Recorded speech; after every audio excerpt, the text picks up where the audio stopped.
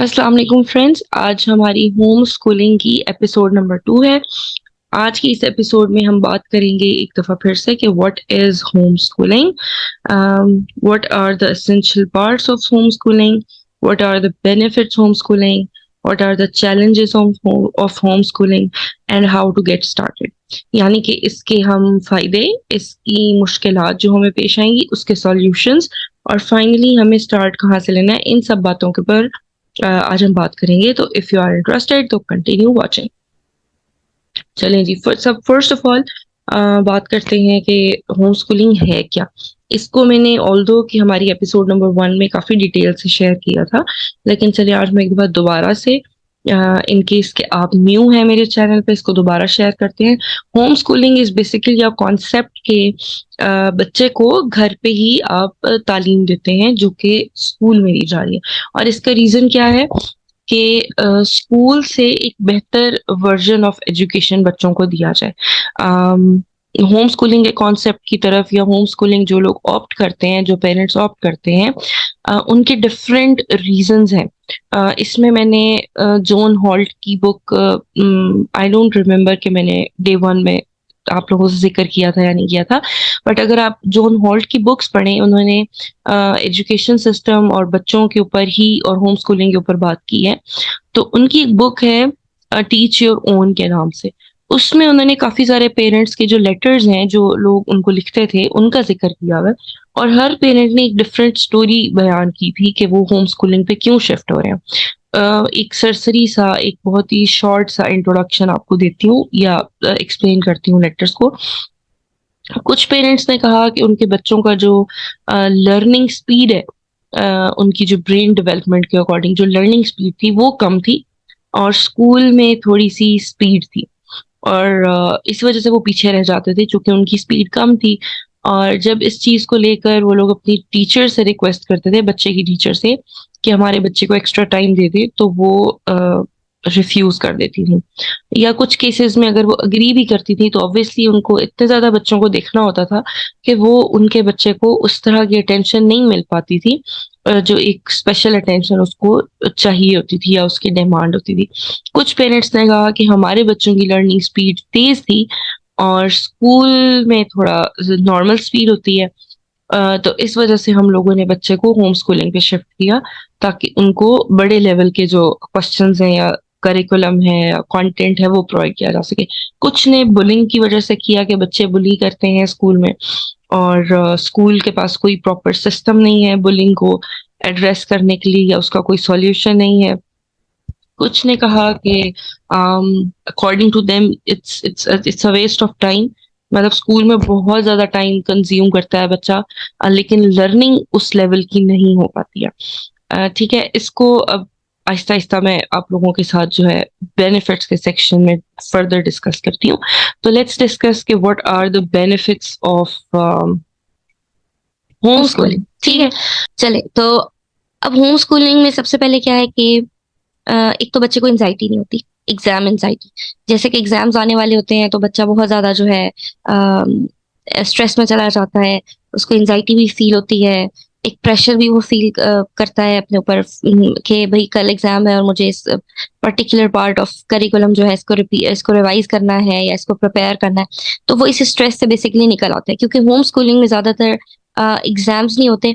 और अगर parents exam लें भी तो वो एक सर्टेन अश्योरेंस होती है पेरेंट्स को कि हाँ अब ये कॉन्सेप्ट मेरे बच्चे को बहुत अच्छे से आ गया है, तो अब मुझे इसका टेस्ट ले लेना चाहिए या कोई वर्कशीट करवा लेनी चाहिए, ताकि मुझे आइडिया हो जाए कि क्या वाकई इसको ये कॉन्सेप्ट क्लियर हो गया। सेकंड जो फायदा है होम स्कूलिंग का वो है कि ह्यूमिलेशन वाला जो कॉन्सेप्ट है ना, इंसल्ट फील करवाने वाला, वो चला जाता है। जैसे कि आपका बच्चा फॉर एग्जाम्पल क्लास में कोई क्वेश्चन का आंसर देता है, अब माशाल्लाह इट मीन्स कि कॉन्फिडेंस तो है उसमें, कि उसने हैंड रेज किया और उसके पास इतना करेज था कि उसने पूरी क्लास के सामने आंसर देने की हिम्मत की। बट इन केस अगर उसका आंसर गलत हो गया है तो दो सिचुएशंस होती हैं, या तो बच्चे जो हैं वो हंसने लग जाते हैं जिसकी वजह से उसको इंसल्ट फील होती है, या इन सर्टेन केसेस टीचर्स बहुत बुरे तरीके से रिएक्ट करते हैं। तो इन दोनों केसेस में जो बच्चा है उसका कॉन्फिडेंस लेवल थोड़ा सा नीचे आ जाता है। तो जब आप होम स्कूलिंग की तरफ जाते हैं तो इस चीज़ से बच्चा बिल्कुल बाहर निकल आता है, क्योंकि बिल्कुल एक कंफर्ट ज़ोन में वो स्टडी कर रहा होता है मटेरियल को। तो अगर वो चीज़ किसी चीज़ का गलत आंसर कर भी दे, तो पेरेंट्स जो हैं वो कभी भी अपने बच्चे को उस तरीके से डाँटते नहीं हैं या मारते नहीं हैं। कुछ पेरेंट्स हो जाते हैं एग्रेसिव कि तुम्हें ये बात क्यों नहीं समझ में आ रही, मैंने इतनी दफ़ा समझाई है। But again I would say कि ऐसा ना करें, वरना आप में और एक आम से स्कूल में कोई फ़र्क नहीं रह जाएगा। ठीक है। अच्छा, उसके बाद सोशल स्किल्स की अगर बात करें, तो अक्सर जब बच्चे को सोशली फ्रेंडशिप करने में कोई प्रॉब्लम हो रही है, या अगेन जब उसके कोई आंसर्स गलत हुए हैं, या किसी टीचर ने कुछ कर दिया, या बुलिंग हो रही है, तो उसकी उसके ऊपर ना एक क्वेश्चन मार्क लगा देता है वो अपने आप के ऊपर। अपनी सेल्फ वर्थ को तलाश करने लग जाता है कि मैं सोशली कहाँ स्टैंड कर रहा हूँ अपनी क्लास में। और ये कोई छोटी बात नहीं है। उस बच्चे ने पूरा 1 साल उस क्लासरूम में गुज़ारना होता है, उन्हीं क्लास फेलोज़ के साथ, जिनके साथ उसका कोई झगड़ा हो गया है, या जिनके सामने उसको इंसल्ट कर दिया गया है, या कोई भी मिसहैप अगर हुआ है, तो ये कोई छोटा मसला नहीं है। उस बच्चे ने पूरा साल उनका सामना करना है, और किसी भी स्टेज पे कोई भी उसको बुली कर सकता है। तो बच्चा इस चीज़ से निकल आता है।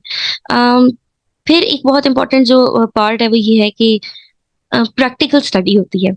फॉर एग्ज़ाम्पल, अगर उसको प्लांट्स पढ़ाए जा रहे हैं और स्कूल में अगर वो डिमांड करता है कि मैं क्या बाहर जाके प्लांट देख लूँ, तो ये डिपेंड करता है टोटली टीचर के ऊपर। और अब क्लास में स्ट्रेंथ है 20, 30, और इवन कि मतलब हमारे यहाँ तो अक्सर 40 तक भी चली जाती है स्ट्रेंथ, उसको 45 पे भी लेके चले जाते हैं, ज़्यादा एडमिशन्स आ रहे हो तो। अ, तो वहाँ पे टीचर जो है ना वो थोड़ा स्ट्रगल करती है डिसिप्लिन मेंटेन करने में। तो उसकी वजह से अक्सर वो बच्चों को ओपनली वेलकम नहीं करती बाहर जाने के लिए, और उनको कहती है कि no no, you just stay in the class and we will go through the flash cards और मे बी पिक्चर्स। और अगर इससे ज़्यादा वो थोड़ा-सा एफर्ट करे, तो वो ज़्यादा से ज़्यादा उनको वीडियो दिखा देती है, या नेक्स्ट लेसन में प्लांट क्लास में ले आने की का प्रॉमिस कर लेती है। बट उनको प्रैक्टिकली बाहर ग्राउंड में नहीं जाने दिया जाता। In most of the cases practical study नहीं हो रही होती है। और अगर मैं पाकिस्तान की बात करूँ, तो यहाँ पे अगर मैं कॉमनली या ऑन एवरेज अगर बात करूँ, तो प्रैक्टिकल स्टडी बहुत कम लेवल पे, यानी कि बोर्ड की क्लासेस में जाके कहीं उनको लेबोरेटरी में ले जाया जाता है, लैब में जाके प्रैक्टिकल करवाया जाता है।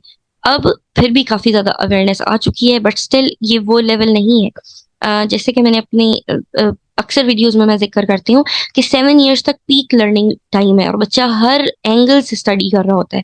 मतलब लर्निंग उसकी हो रही होती है। फॉर्मल स्टडी नहीं कह रही, वैसे लर्निंग उसकी हर हर लेवल पे हो रही होती है। जैसे कि अगर पेरेंट्स को ऑब्जर्व कर रहा है, तो अभी तो उसके पेरेंट्स ही उसके लिए रोल मॉडल है। आपका बिहेवियर, आपका एटीट्यूड, आपका उठना बैठना, आपके मैनर्स, ज़रूरी नहीं है कि आप बच्चे को बोल के समझाएं। बच्चा देख के सीख रहा होता है। जैसे लैंग्वेज डेवलपमेंट है, बच्चा अगर किसी अंग्रेज के घर में पैदा हुआ है तो इंग्लिश बोलेगा। किसी चाइनीज के घर में पैदा हुआ है तो चाइनीज बोलेगा। अगर किसी उर्दू स्पीकिंग पर्सन के घर में हुआ है तो उर्दू बोलेगा। किसी हिंदी स्पीकिंग पर्सन के घर में हुआ है तो हिंदी बोलेगा। तो अब आपने उसको सिखाए तो नहीं है ना ग्रामर रूल्स या वोकैबुलरी, ऑब्वियसली वो सुन सुन के खुद सीखा है। आप लोगों को देख देख के सीखा है। तो इसी तरह 7 इयर्स तक पीक लर्निंग स्टेज है, जहाँ पे बच्चा आप लोगों को ऑब्जर्व करके लर्न कर रहा होता है। तो यहाँ पे अगर आप होम स्कूलिंग में उसको रखते हैं, तो उसकी प्रैक्टिकल लर्निंग बहुत ज़्यादा होती है। जैसे कि अगर आप प्लांट्स की बात करेंगे, तो हो सकता है कि वो गार्डन में आपके साथ खड़ा हो और वो कोई क्वेश्चन करे कि इस पार्ट को क्या कहते हैं, इस पार्ट को क्या कहते हैं, तो ऑब्वियसली आप उसको सारा कुछ बताएँगे। इसी तरह अगर आप उसको जिस तरह सोडियम क्लोराइड फॉर एग्जांपल बोल रहे हैं, और वो पूछता है कि सोडियम क्लोराइड क्या है, आप कहेंगे कॉमन सॉल्ट जो हमारे किचन में पड़ा है। वो किचन में जाके फौरन उसको देख सकता है। तो ये बहुत छोटी एग्जांपल्स मैं दे रही हूँ, ताकि आप लोगों को कॉन्सेप्ट क्लियर हो जाए। अच्छा, उसके बाद स्टडी, फॉर्मल स्टडी कम होती है होम स्कूलिंग में, लेकिन लर्निंग ज्यादा होती है। ठीक है, अब उसका क्या रीजन है कि जैसे बच्चा एक सुबह 6 बजे उठा, 7 बजे तक दी उसने तैयारी की, 7 से 7:30, पौने 8, समटाइम्स 8, 1 घंटा उसको ट्रेवल टाइम लगा। 8 से फिर ऑनवर्ड्स 8:15 पे में भी उसकी असेंबली स्टार्ट होगी एंड ऑल दोज एक्टिविटीज। 8:30 या 9 o'clock तक वो प्रॉपरली जाके क्लास में बैठेगा, और एकदम से वो इंट्रोड्यूस करवा दिया जाएगा ढेर सारे सब्जेक्ट्स के साथ, अगर वो क्लास 1 में है, इवन कि अगर क्लास प्रेप में भी है। लेकिन होम स्कूलिंग में ये होता है कि आप स्टेप बाय स्टेप जा रहे हो। अब होम स्कूलिंग को कैसे लेके चलना है, ये तो हम इंशाल्लाह अपने कल के एपिसोड में स्टार्ट करेंगे डिस्कशन। लेकिन अभी के लिए इतना ही है कि यहाँ पे फॉर्मल स्टडी कम होती है, यानी कि थ्योरेटिकल पार्ट कम होता है, लेकिन प्रैक्टिकल पार्ट ज्यादा होता है। अच्छा, फिर बेनिफिट्स में आ जाते हैं सोशल स्किल्स। कुछ सोशल स्किल्स में क्या है, जैसे कि मैंने टीचिंग भी की है 7 इयर्स, तो यहाँ पे हमने बच्चों को एक दफ़ा जब मनी का कॉन्सेप्ट दिया हमने बच्चों को, तो हमने उनको पिक्चर्स के थ्रू दिखाए पैसे, और एक शॉप बना ली किसी और एक्टिविटी में जो कि वेजिटेबल्स और फ्रूट से रिलेटेड थी। लेकिन होम स्कूलिंग में क्या हो रहा है जो कि पेरेंट्स कर सकते हैं, वो ये है कि जब आपका बच्चा सेंसिबल हो गया, इवन के मतलब 6 इयर्स का बच्चा तो काफी अच्छे से अंडरस्टैंड करता है कि चीज पैसों से मिलनी है, तो आप 6 इयर्स से ऑनवर्ड्स, 6 इयर्स एंड ऑनवर्ड्स बच्चे को जब शॉप में लेके जाएं, तो उसको एक बजट दे दें। उसको 50 रुपीज है, 100 रुपीज है, जितने भी आप according to your currency and your country, उसको एक मनी दें और उसको कहें कि आपने अपनी चीजें भी खुद उठानी है और इनका बिल भी खुद करवाना है। लेकिन उसको एक अंडरस्टैंडिंग दें कि उसे कैसे पता चलेगा कि कौन सी चीज कितने की है, कहाँ पे लिखा हुआ है। तो ये एक अंडरस्टैंडिंग उसमें डेवलप करना शुरू कर दें, तो आगे चल के जब मनी का कॉन्सेप्ट उसकी बुक में आएगा, तो मेरा नहीं ख्याल कि आपको कोई एफर्ट करनी पड़ेगी। और सोशल स्किल किस तरह होंगे कि उसको बताएं कि अगर आपको किसी चीज की समझ नहीं आ रही तो आप शॉपकीपर से हेल्प ले सकते हैं, वहां पे जो स्टाफ है। फिर जब वो काउंटर पे जाएगा वो खुद बोलेगा, तो एक्चुअली वो सोशली इंटरेक्ट कर रहा है। अगेन, दूसरे तरीके से सोशल स्किल कैसे बढ़ते हैं कि आप उसको डिफरेंट क्लब्स ज्वाइन करवाएं, जिस तरह बुक रीडिंग क्लब है, कोई राइटिंग क्लब है, कोई स्पोर्ट्स क्लब है, स्विमिंग क्लब है, हॉर्स राइडिंग क्लब है, और मुख्तलिफ तरह के जो भी उसकी एज अप्रोप्रिएट क्लब्स हों। तो उस तरह की एक्टिविटीज और क्लब्स आप उसको ज्वाइन करवा सकते हैं ताकि उसके सोशल स्किल्स भी डेवलप हों। अच्छा, फिर उसके बाद क्या है कि आप सब्जेक्ट्स जो हैं वो अपनी मर्जी का चूज कर सकते हैं, जो कि आपको पता भी हो कि एक्चुअली उसको समझ भी आ रहे हैं और उसका उसको बेनिफिट भी हो रहा है। जिस तरह होम लर्निंग में पहले सजेस्ट किया जाता है कि लैंग्वेजेस सिखाई जाए 7 साल की उम्र तक, और 7 साल के बाद या जब भी उसको एक सर्टेन लेवल उसका मेंटेन हो गया है कि उसने बोलना शुरू कर दी है, उसको लिखने की भी थोड़ी बहुत वो आ गई है, तो फिर मैथ्स के कॉन्सेप्ट्स ने, मैथ्स में जब जिस तरह आपने एडिशन सब्ट्रैक्शन तक पहुंच गए, तो उसके बाद नेक्स्ट स्टेप यानी कि साइंसेस को शुरू करें, लेकिन लैंग्वेजेस और मैथ्स कंटिन्यूएशन में रहेंगे। ये नहीं है कि पिछले सब्जेक्ट को आपने छोड़ देना, क्योंकि एक सर्टेन लेवल तक ही आपने बच्चे को पहुंचाना है ना, एकदम से उसको पीएचडी के लेवल का तो कंटेंट आप नहीं दे देंगे। तो एक सर्टेन लेवल के बाद आप नेक्स्ट सब्जेक्ट इंट्रोड्यूस करेंगे, तो उससे ये होगा कि बच्चा पिछले सब्जेक्ट्स को एब्जॉर्ब कर चुका होगा काफी हद तक, और आप एक सब्जेक्ट एट अ टाइम उस पर इंट्रोड्यूस करेंगे, और जब तक वो उसके मेन कॉन्सेप्ट्स को ले चुका होगा तब नेक्स्ट सब्जेक्ट की बारी आएगी। तो और पिछले सब्जेक्ट्स तो इन कंटिन्यूएशन आ ही रहे होंगे, तो ओवरऑल वो ज्यादा सब्जेक्ट्स पढ़ लेते हैं। नेक्स्ट है जी कि चैलेंजेस क्या है, कि होम स्कूलिंग की अवेयरनेस काफी सारे लोगों को है, बट स्टिल वो होम स्कूलिंग की तरफ आ नहीं सके अभी तक। तो उसकी क्या वजह है? उसकी वजह ये है कि टीचिंग के लिए आपको टीचर्स चाहिए होते हैं, और most of the cases parents को नहीं पता होता कि टीचिंग कैसे करनी है।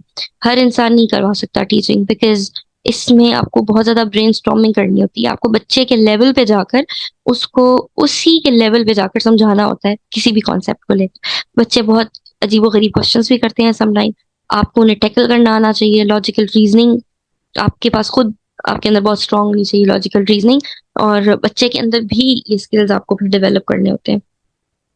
और in most of the cases parents को आइडिया नहीं होता कि ये सब कैसे करना है, इसलिए काफी सारे पेरेंट्स अवेयरनेस होने के बावजूद होम स्कूलिंग पे नहीं जा सकते।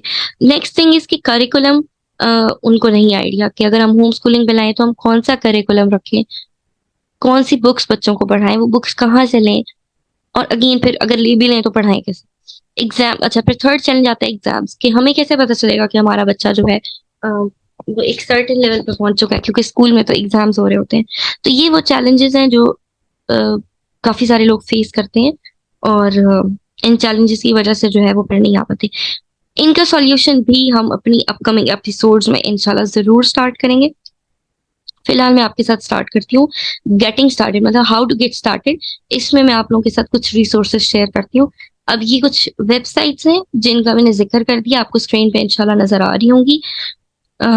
इनको आप विजिट कर सकते हैं। यहाँ पे इंशाल्लाह आपको काफी ज्यादा material as a free resource भी मिलेगा, जिससे आप काफी फायदा उठा सकते हैं। इसके अलावा आप होम स्कूलिंग के बारे में क्या क्या जानना चाहते हैं, आपके क्या क्वेश्चंस हैं, या अगर आप होम स्कूलिंग कर रहे हैं और कोई चैलेंजेस हैं जो आप फेस कर रहे हैं, उसके बारे में जरूर लिखिए कमेंट सेक्शन में, ताकि मैं अपनी आने वाली वीडियोस में आपके क्वेश्चंस को और आपके चैलेंजेस को एड्रेस कर सकूं। इसके साथ साथ अगर आपने मेरे चैनल को अभी तक सब्सक्राइब नहीं किया तो इसको सब्सक्राइब कीजिए, बेल आइकन का बटन जरूर प्रेस कीजिए, और अगर आपको वीडियो पसंद आई हो तो लाइक करना नहीं भूलिएगा। थैंक यू, और इंशाल्लाह अब नेक्स्ट हम अपने एपिसोड नंबर 3 में कुछ और मज़ेदार कंटेंट लेके आएंगे, स्पेसिफिकली आपके चैलेंजेस को एड्रेस करूंगी। तो स्टे ट्यून, अल्लाह हाफिज।